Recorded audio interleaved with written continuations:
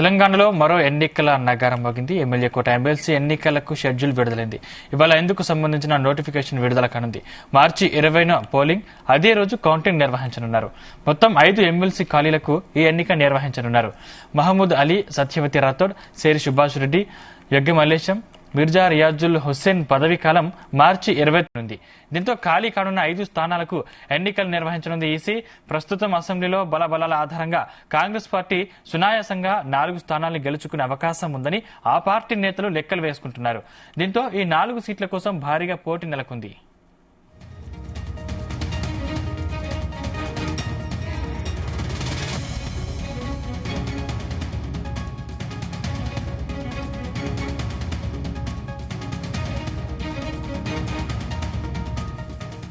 గత అసెంబ్లీ ఎన్నికల్లో టికెట్ దక్కని ముఖ్య నేతలు ఎమ్మెల్సీ ఛాన్స్ ఇవ్వాలని కోరుతున్నారు. ఎస్సీ సామాజిక వర్గం నుంచి అద్దంకి దయాకర్ ఈ లిస్టులో ముందు వరుసలో ఉన్నారు.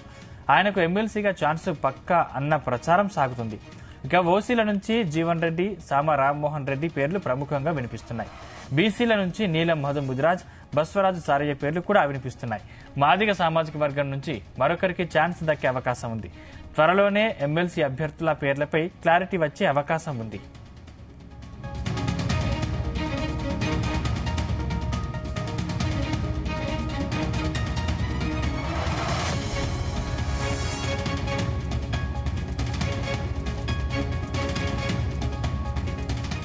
ఒక ఎమ్మెల్సీకి 21 ఓట్లు అవసరం. అందులో అధికార కాంగ్రెస్ ఎక్కువగా ఉండడంతో మెజారిటీ సీట్లు కైవసం చేసుకుంటుంది.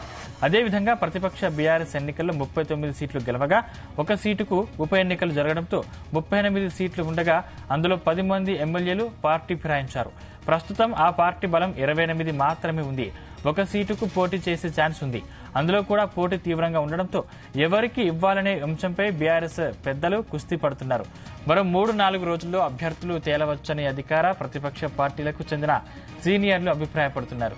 అదేవిధంగా మజ్లిస్ పార్టీకి 7 ఎమ్మెల్యేలు, బీజేపీకి 8 మంది ఉండగా వీరు సొంతంగా పోటీ చేసే అవకాశం లేదు.